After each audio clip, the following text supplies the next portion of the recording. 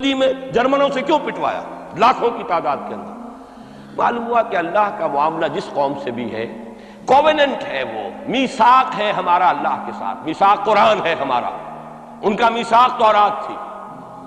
پکڑو اس کو، خذوا ما آتیناکم بقوۃ، پکڑو اس کو مضبوطی کے ساتھ جو ہم نے تمہیں دیا ہے۔ اگر اس سے بے وفائی کرو گے تو ہم سے کوئی تعلق نہیں، بلکہ تم مجرم ہوگے اصل۔ باقی لوگوں کے پاس تو کتاب ہے نہیں، شریعت ہے نہیں، دین ہے نہیں، ان کو تو پہنچانا تمہارے ذمہ تھا، تم تو ان کو کیا پہنچاتے، خود اس سے بے وفائی کر بیٹھے ہو۔ لہذا ساری دنیا کی گمراہی کی ذمہ داری بھی تمہارے کندھوں پر ہے۔ یہ ہے وہ جرم جس کی بنا پر سزا ملے گی، سزا کے مستحق ہیں ہم، اور ہم میں سب سے بڑھ کر عرب ہیں جن کی مادری زبان عربی ہے، جن کو صرف نحو پڑھنے کی ضرورت نہیں قرآن سمجھنے کے لیے، وہ تو از دل خیزت بر دل ریزت، براہ راست کمیونیکیشن قرآن سے ہو رہی ہے۔ وہ بے وفائی کریں تو ظاہر بات ہے مہا مجرم وہ ہے۔ لیکن پھر غیر عرب مسلمانوں میں اس وقت روئے ارضی پر سب سے بڑی مجرم قوم 10 کروڑ مغربی پاکستانی ہے۔ یہ میں ڈنکے کی چوٹ کہہ رہا ہوں اور بہت عرصے سے کہہ رہا ہوں، اس لیے کہ ہم وہ لوگ ہیں کہ جنہوں نے اسلام کے نام پر ملک بنایا۔ کوئی ملک دوسرا دنیا میں اس وقت اسلام کے نام پر نہیں بنا۔ ہم وہ لوگ ہیں پاکستان بنانے کے لیے لاکھوں جانیں مسلمانوں کی کلمہ گوؤں کی گئیں اور ہزاروں عصمتیں لوٹی، اور نہ معلوم کتنی مسلمان لڑکیاں اور عورتیں جو ہے رہ گئی پھر بھی ہمیشہ ہی سکھوں کے پاس، اور وہ آئی نہیں پاکستان میں اس اسلام کے نام پر۔ اور کیا کیا ہے ہم نے؟ 46 برس ہو گئے، اس کہاں اسلام؟ لہذا اس سے بڑی مجرم قوم عربوں کے بعد ہم یہ کہہ سکتے ہیں ہمارا عام آدمی قرآن نہیں پڑھتا، قرآن جانتا نہیں، ٹھیک ہے، اپلی ہے کچھ نہ کچھ، اس اعتبار سے ان کے بعد نمبر ہمارا ہے، لیکن باقی پوری دنیا کے مسلمانوں سے بڑھ کر مجرم ہیں۔ اور ہم اصل میں نہ صرف یہ کہ خود اپنے حصے کے مجرم ہیں، بھارت کے مسلمانوں کا بھی سارا وبال ہماری گردن پر ہے۔ آج میں چاہتا ہوں کہ اس کو آپ اچھی طرح نوٹ کر لیں۔ بھارت کے مسلمانوں نے، جسے آپ فرض کفایہ کہتے ہیں، نماز جنازہ فرض کفایہ، چند لوگوں نے بھی کسی مسلمان کی نماز پڑھ لی تو سب کی طرف سے ادا ہو گئی، کسی نے بھی نہیں پڑھی تو سب مجرم ہو جائیں گے، بستی کے سب لوگ مجرم ہوں۔ بھارت کے مسلمانوں نے فرض کفایہ ادا کیا جب پاکستان بنوا دیا آپ کو، اور اس کی قیمت آج بھی وہ دے رہے ہیں، کھلے نعرے لگ رہے ہیں، مسلمان کے 2 استھان، پاکستان یا قبرستان، تیسرا کوئی جگہ نہیں۔ ڈنکے کی چوٹ کہا بابری مسجد کے بعد ایل کے اڈوانی نے، ہم ساری مسجدیں گرا دیں گے ہندوستان میں، کوئی مسجد باقی نہیں چھوڑی۔ ڈنکے کی چوٹ اعلانیہ، یہ سب کچھ ہو رہا، اور یہ نعرے تو نہ معلوم کب سے لگے، اور نہ معلوم کب سے میں یہاں ان مسجدوں کے اندر بھی اور اپنی تقریروں میں غور کرتا رہا کہ کیا وہاں ہو رہا ہے، لیکن ہمارے تو کان پر جوں نہیں ریگتی۔ ہمارے تو وہی دھندے ہیں، وہی کاروبار ہے، اپنا بزنس ہے، اس کے سارے مسئلے ہیں، اس کی اپنی بلڈنگیں ہیں، اپنی موٹریں ہیں، اپنے ٹیلی ویژن ہے، اپنے کئی کورسز کے ڈنرز ہیں۔ اللہ خیر صلاح، ہمیں بحث کیا اسلام سے؟ تو بتائیے ہم سے بڑا مجرم کون ہوگا؟ آج جو کچھ ہندوستانی مسلمان پر بیت رہی ہے اس کا جرم ہمارے کندھے پر۔ یہ میں جذباتی انداز میں نہیں کہہ رہا، میں تو 2 اور 2 4 کی طرح ثابت کر سکتا ہوں۔ انہوں نے فرض کفایہ ادا کر دیا، اور اس وقت یاد کیجئے مولانا ابوالکلام آزاد، مولانا مدنی، جمعیت علماء ہند کے علماء اپنے تقدس اور اپنے تدین اور اپنے تقوی کے اعتبار سے انکوسچنیبل، کوئی شک و شبہ نہیں ہو سکتا ان کی نیت پر اور ان کے تقوی پر اور کردار پر۔ انہوں نے کیا کہا تھا؟ یہی کہا تھا کہ یہ پاکستان بنا کر تم مسلمانان ہند کو 3 حصوں میں تقسیم کر دو گے۔ 3 میں کہا تھا، 2 میں نہیں، 3۔ حالانکہ بظاہر تو ایک پاکستان بن رہا تھا نا، لیکن یہ مولانا ابوالکلام آزاد کے الفاظ تھے کہ 25 برس سے زیادہ یہ 2 خطے یکجا نہیں رہ سکتے، اور 25 برس کیا، 24.25 برس میں ٹوٹ گیا پاکستان، 25 برس پورے نہیں ہوئے، اور ان کے الفاظ تھے یہ کہ 25 برس سے زائد جمع نہیں رہ سکتے، 24.25 برس میں ختم ہو گیا۔ 16 دسمبر 1970 کو پاکستان ختم ہو گیا کہ نہیں ہو، 71 کو۔ بہرحال نوٹ کرنے کی بات ہے، ہم نے کیا کہا تھا؟ میں بھی مسلم لیگی تھا، میں نے بھی نعرے لگائے ہیں، چاہے غیر شعوری دور تھا، ہائی سکول سٹوڈنٹ تھا، پاکستان کا مطلب کیا، لا الہ الا اللہ، فلک شگاف نعرے لگائے ہیں، اور نوائے وقت کا پرچہ انتظار کرتے تھے اسٹیشن پر کھڑے ہو کر، حصار ریلوے اسٹیشن کے اوپر، کہ اب گاڑی آئی اور اب نوائے وقت لیا اور پھیل گئے پورے شہر میں اس کو پہنچانے کے لیے۔ ہم کیا کہا کرتے تھے؟ جی نہیں، 2 طرف سے پاکستان جو ہے مضبوط پاکستان ہوگا، ہندوستان میں کسی ہندو کو جرت ہوگی مسلمان کے لیے کوئی میلی نگاہ سے دیکھنا؟ وہ سارے خواب کہاں گئے؟ وہ تو حرم ہوئے۔ وہ دو طرف کا جفا تھا وہ تو ختم ہوا، اس لیے کہ وہ زنبور تو اب رہا ہی نہیں، وہ تو کھل گئی، نوٹ ہی ختم ہوئی وہ مشرقی پاکستان۔ اور حال یہ ہے کہ آپ کی وزیر اعظم بنگلہ دیش نے یہ بھی پسند نہیں کیا کہ بابری مسجد پر جو بیان تھا وہ نواز شریف صاحب کے ساتھ مشترک بیان دے دیں۔ یہ اشتراک بھی دنیا کے سامنے نہ آ جائے کہ مشرقی پاکستان سابقہ اور اس وقت بنگلہ دیش کی وزیر اعظم اور مغربی پاکستان جو اب وٹ ریمینز آف پاکستان کے تحت صرف پاکستان ہے، اس کے وزرائے اعظم نے مشترکہ بیان دے دیا۔ یہ بھی نہیں آنا چاہیے۔ یہ حال ہے ہمارا۔ حالانکہ بات اپنی جگہ پر کوئی ایسی نہیں تھی، کوئی سیاسی نہیں، ایک مذہبی معاملے کے اوپر اظہار رائے کرنا تھا۔ انہوں نے کہا نہیں، آپ کے ساتھ مشترک بیان نہیں دوں گی، نہیں دیا اس نے۔ تو وہ جو تھا دو طرف سے جب تھا وہ تو سن 71 میں کھل گیا۔ جو ہمارا حال ہے وہ تو ہونا ہی تھا۔ یہ ملک بنا اسلام کے نام پر، اس کا استحکام ہو سکتا تھا تو صرف اسلام کی بنیاد پر ہو سکتا تھا۔ اسلام سے غداری کی، لہذا یہاں تو اب قومیتیں ہیں، یہاں تو اب ایتھنک اور ریجنل اور نہ معلوم کس کس قسم کی اور لنگوسٹک جو ہے نیشنلٹیز ہیں، نیشنلزمز ہیں، وہ جو ایک امت ایک وقت میں بن گئی تھی، ایک قوم، مسلم قوم ہندو کے مقابلے کے لیے، وہ تو ختم ہوئی۔ اور حال کیا ہو گیا ہے، اس سے پہلے بھی کبھی کبھی ہندو مسلم فسادات ہوتے تھے۔ کیا سندھ سے مسلمان نہیں پہنچ جاتا تھا وہاں ریلیف کے لیے؟ کیا پنجاب سے اور سرحد سے مسلمان نہیں جاتے تھے؟ بہار نہیں گئے تھے؟ کیا کانپور کی مسجد شہید ہوئی تھی 1915 میں تو پوری ہندوستان سے مسلمان نہیں پہنچ گئے؟ آپ کیا کر رہے ہیں؟ مندر گرا دیے، یہاں بڑی بہادری کا کام کیا، مندر گرا دیے۔ شرم سے ڈوب مرنے کا مقام ہے۔ یہاں بھی گویا کہ ہم اپنے عمل سے اسلام کی مخالفت کر رہے ہیں۔ اسلام تو اجازت نہیں دیتا۔ آپ کسی اور کے جرم کی سزا کسی اور شخص کو نہیں دے سکتے۔ ہمارے پاس تو یہ سیکریٹ ٹرسٹ ہے، یہ لوگ ذمہ وہ اپنے آپ کو منواتے نہیں، لیکن ہمارے تصور سے، اسلام کے تصور سے ذمہ ہے۔ ان کی جان، مال، عزت، آبرو، ان کی عبادت گاہوں کی حفاظت کا ذمہ ہے ہمارا۔ ایک بڑی بہادری کی ہے، ذرا سوچئے تو صحیح کیا دنیا نے سوچا ہوگا، اور نتیجہ کیا نکلا؟ اگر کسی درجے میں بھی بابری مسجد کی شہادت پر کوئی دنیا میں کوئی رائے عامہ ہو سکتی تھی کوئی ہندوستان کے خلاف، ختم ہو گئی۔ جو انہوں نے کیا 10 گنا تم نے کر لیا۔ تم نے ایک مسجد گرائی ہے، تم نے اتنے 100 کہتے ہیں، پتہ نہیں مجھے تو معلوم نہیں 100 گرائے کتنے گرائے ہیں، بہرحال جتنے مندر تھے تم نے گرا دیے۔ فرق کیا ہے؟ ایک کردار ہے تمہارا، ایک ہی تمہارا اخلاق ہے، ایک ہی تمہارا معیار ہے، کوئی فرق ہی نہیں۔ بلکہ وہاں تو کم سے کم یہ تو رہا ہے، دنیا کی آنکھوں میں دھول ڈالنے کے لیے کم سے کم یہ کہ فورن منسٹری جو ہے اس نے ڈیزائن کیا، ہم نے مان لیا کہ ہم نہیں کر سکے، ہم مجبور ہیں۔ حالانکہ سب ان کی اجازت سے ہوا ہے، بلکہ ان کی ملی بھگت سے ہوا ہے۔ لیکن یہ کہ کلیان سنگھ نے فوراً استعفیٰ دے دیا، منسٹری ختم۔ پھر وہ بھارت کی مرکزی حکومت نے اور بھی پارٹیز کو بھی بین کر دیا، اور اس کے بعد یہ ہے کہ انہوں نے حکومتیں بھی 3 اور صوبوں کی توڑ دی۔ وہ تو سرخرو ہو گئے پوری دنیا کی جو رائے عامہ ہے، ہم اس کے سوا کیا کر سکتے ہیں؟ ہمارا ایک دستور ہے، دستور میں جو بھی صوبائی حکومت ہوتی ہے اس کی اجازت کے بغیر ہم فوج بھیج نہیں سکتے۔ وہاں پہ صوبائی حکومت تھی، اس نے ہمیں یقین دہانی کرائی تھی، سپریم کورٹ کو بھی یقین دہانی کرا دی تھی کہ مسجد کو کچھ نہیں ہوگا، تو ہم تو اس کے اوپر ڈیپینڈ کر رہے تھے۔ ہے سب جھوٹ، سب کو پتا تھا جو کچھ ہوگا، اندر خانے ملی بھگت تھی۔ لیکن یہ ہے کہ کم سے کم انہوں نے فیس سیونگ کے لیے ان کے پاس مواد موجود ہے، آپ کے پاس تو وہ بھی نہیں۔ آپ کے تو اخبارات میں لکھا ہے کہ کارپوریشنز کے ٹریکٹرز جو ہیں گئے ہیں گرانے کے لیے، اور وزراء جو ہے، ایک وزیر کا نادر پرویز کا تو نام آیا ہے، اخبار میں خبر تھی، ہم نے بھی پڑھی تھی، فوٹو بھی دیکھا تھا کہ وہ خود ہاتھ میں پھاوڑا لے کر جو ہے وہ مندر گرانے کے لیے چلے۔ یہ جو صورتحال ہے جان لیجئے، اس وقت میں آپ کو بتانا چاہتا ہوں، ہندوستان کے مسلمان پر تو جو قیامت بیت رہی ہے بیت رہی ہے۔ میں نے اپنا ایک تاثر کچھ عرصے پہلے یہاں شاید بیان کیا تھا، رہا ہے میرا تاثر، اور وہ ہے اصل میں وہ لاسٹ سپر جو ہے انجیل میں جس کا تذکرہ ہے حضرت مسیح علیہ السلام نے جو آخری کھانا رفع سماوی سے قبل کھایا ہے اس باغ میں جہاں روپوش تھے اپنے حواریین کے ساتھ۔ تو اس میں یہ الفاظ آئے ہیں، میں نہیں جانتا صحیح ہیں غلط ہیں، وہ ایک علیحدہ بات ہے، کہ آپ نے وہ روٹی توڑی اور کہا کھاؤ، eat and this is my flesh, یہ میرا گوشت ہے، کھاؤ۔ اور اس کو کہتے ہیں وائن، کوئی مشروب ہوگا جو بھی ہوگا، ڈالا کہ پیو، drink and this is my blood. میرا احساس ہمیشہ یہ رہا ہے، اس کے بعد کچھ ماند پڑ گیا، جب یہاں مسلمان نے یہاں مارا ہے اور کچلا ہے اور زندہ آگ میں جلایا، پھر بات ختم ہو گئی، میرے دل کے اوپر سے وہ احساس ختم ہو گیا۔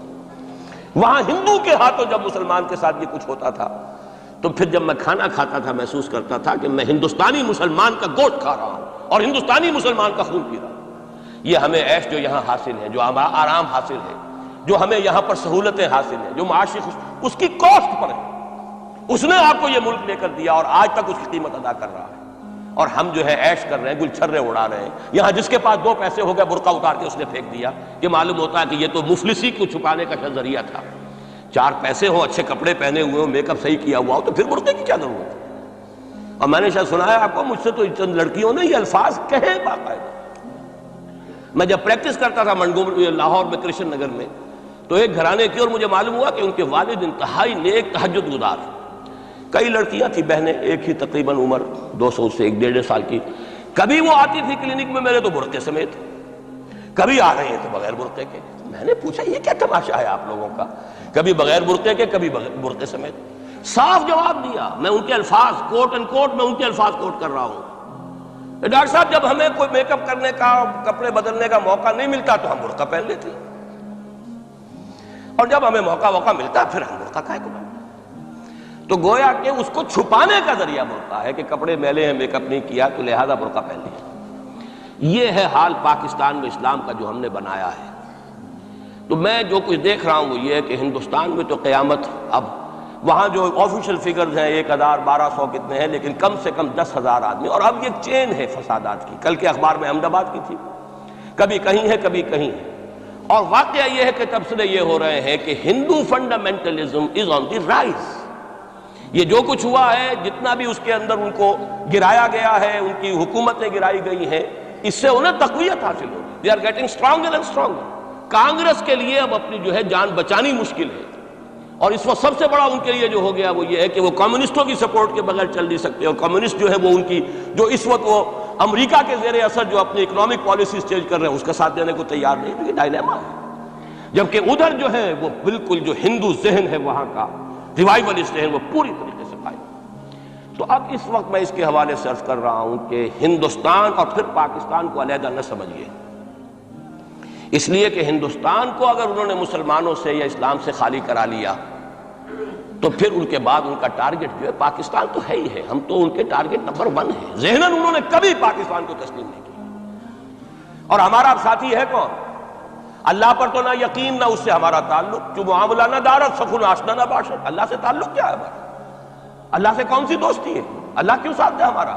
ہم تو مجرم ہیں نمبر 1 اس کے، اور باقی دنیا میں جن پر سہارا تھا، جن پہ تکیہ تھا، وہی پتے ہوا دینے لگے۔ وہ تو بالکل امریکہ کی پالیسی معلوم ہوتی ہے کہ ہمیں تو ہاتھ پاؤں باندھ کر جیسے ہندو کے سامنے ڈال دیا جائے۔ کبھی وہ ٹیررسٹ اسٹیٹ قرار دینے کی دھمکی آ جاتی ہے، فیلرز کی شکل میں آ جاتی ہے۔ یہ فیلرز دیے جاتے ہیں اس لیے تاکہ بات پہنچ جائے۔ اگر صرف بات اس طریقے سے انڈائریکٹلی پہنچنے سے مطلوبہ مقصد حاصل ہو جائے تو خام خواہ براہ راست کہنے کی ضرورت کیا ہے؟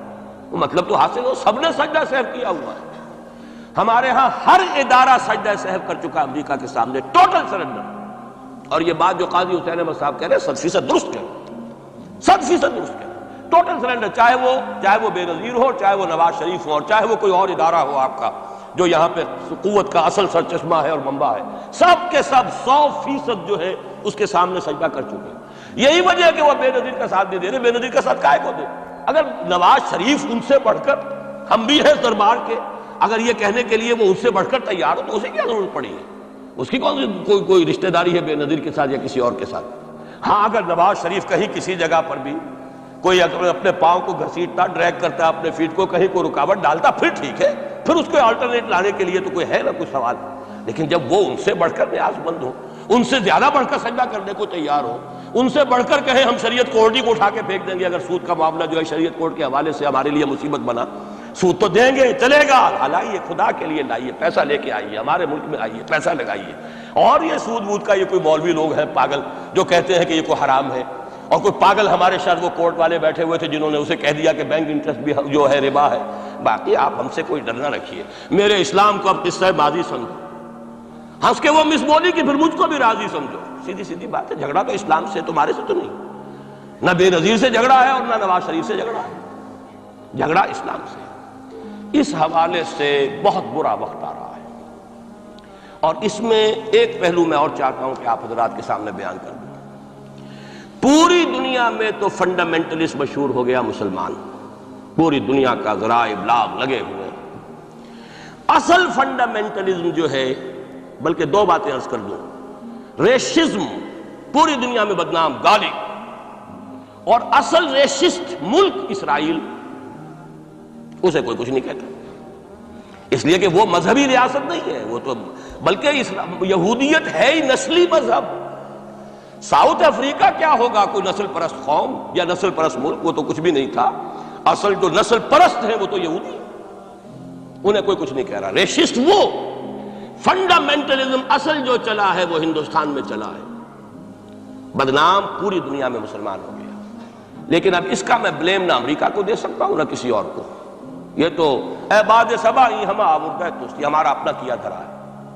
میں آپ کو ایک حوالے سے بتا دینا چاہتا ہوں، ہمارے ہاں علامہ مشرقی اٹھے، چپ راس چپ چپ راس چپ اور بیل چاپ پورے ہندوستان کو دہلا دیا، دہل گئی زمین ہندوستان کی، راس کماری سے لے کے ذرا خیبر تک، اور بڑے بڑے نوٹیبلز۔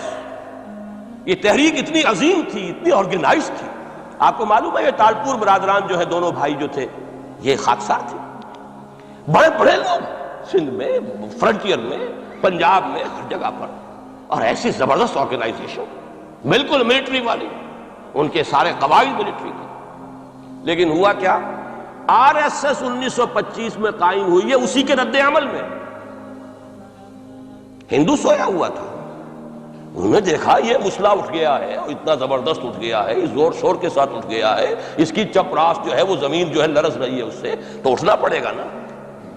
لہذا باقاعدہ جو آر ایس ایس 1925 میں قائم ہوئی ہے، اسی کے رد عمل میں، اور اس مقصد کے ساتھ، ڈکلیئرڈ مقصد، ہندوؤں کو متحد کیا جائے تاکہ وہ بھرپور طریقے سے مسلمانوں کا مقابلہ کر سکیں۔ ہندو واد آن دی ڈیفینسو۔ لیکن 1925 سے لے کر آج تک کتنے سال ہو گئے؟ 67 برس تک ایک جماعت کا حوصلہ دیکھیے، اس کا ظرف دیکھیے، آج تک سیاست میں حصہ نہیں، پاور پالیٹکس سے کوئی تعلق نہیں۔ 67 لانگ ایئرس، اتنی فالوئنگ ہے کہ ویسٹ میں تو اتنی موٹی موٹی کتابیں چھپی ہیں، شکاگو یونیورسٹی سے اتنی موٹی کتاب تھی، برادرہڈ ان سیفرن، آر ایس ایس کے اوپر ڈاکومنٹ، 25 لاکھ ان کا اس وقت کارڈر موجود ہے جو کہ ان کا ٹرینڈ ہے والنٹیئر۔ لیکن وہ جماعت الیکشن میں نہیں آئی، کچھ اپنے اثر تحت کچھ اور لوگوں کو لڑو، اور آپ نے نام بھی نہیں سنا ہوگا، اس کے 3 امیر یا گرو جو ہے گزر چکے ہیں، تیسرا ہے اس وقت۔ پہلا ڈاکٹر بالی رام ہیجواڑ، کسی نے نام سنا آج تک؟ کوئی پرسنل پبلسٹی کی کوشش کی، اس نے کام کیا۔ دوسرا مہادیو گولوالکر گرو جی، کسی نے نام بھی نہیں سنا ہوگا۔ اس وقت کون ہے؟ بالا صاحب دیورس۔ یہ 3 ان کی عمارتیں کہہ لیں یا جو بھی کہہ لیں، خلافتیں ہیں جو آئی ہیں، اور ایسا منظم نظام ہے، لیکن کہیں سیاست میں سے ہمارا فنڈامنٹلی سیاست کے میدان میں آ کے زیرو ہو چکا۔ پہلے تو علامہ مشرقی اٹھے تھے، وہ تو ویسے ہی ایک جوش کے اندر آ کر ایک خاص جذباتی کیفیت میں اپنی موومنٹ کو کال آف کر کے بیٹھ گئے۔ 10 لاکھ آدمی، غالباً 10 لاکھ کی فگر تھی، 10 لاکھ یا 1 لاکھ جتنے بھی تھے، میں فگر کے بارے میں نہیں کہہ سکتا، دلی میں جمع نہیں ہوں گے تو میں پارٹی کو ڈسبینڈ کر دوں۔ وہ چند افراد کی کمی رہ گئی تھی اس فگر سے، تو اسی غصے میں آ کر پارٹی ڈسبینڈ، ختم۔ اب وہ خاکسار ہمارے ہاں تو رہ گئے، کبھی کسی خاص سیریمنی کے موقع پر کچھ سلامی دینے کے لیے چپراس کرتے آ جاتے ہیں بیچارے، وہ ان کے تو کوئی نام و نشان بس اس معنی میں ہے کہیں، اللہ اللہ خیر۔ اصل فنڈامنٹلسٹ آرگنائزیشن جماعت اسلامی ابھری، لیکن اس نے پاکستان میں آتی پاور پالیٹکس کے اس کے اندر اپنے آپ کو دفن کر کے زیرو کر دیا۔ وہاں یہ معاملہ چلتا ہے، یہ ہے اصل میں جو فرق آپ کو سمجھنا ہے۔ یہ 1925، یہ جو دوسری جماعتیں ہیں، وی ایچ پی ہے، وشوا ہندو پریشد، یہ اس کی ایک ذیلی تنظیم ہے، جیسے جماعت اسلامی کی ذیلی تنظیمیں ہیں اسی طرح کی ذیلی تنظیم ہے۔ آر ایس ایس خود کبھی نہیں آئی پالیٹکس میں، اور 2 مرتبہ تاریخ میں اس کو بین کیا جا چکا ہے ہندوستان میں، چونکہ آر ایس ایس کا آدمی تھا جس نے گاندھی کو اسیسینیٹ کیا تھا 1948 میں، دی پارٹی واز بین۔ اس کے بعد جب اندرا گاندھی کا دور آیا ہے وہ ایمرجنسی کا، اس میں بھی پارٹیز اس نے بین کی تھی، آر ایس ایس بھی بین ہوئی ہے، لیکن ہر مرتبہ پہلے سے زیادہ ابھر کر آئی ہے۔ اور آج یہ سب کے سب وی ایچ پی والے، بی جے پی والے، یہ سب در حقیقت آر ایس ایس کے آدمی،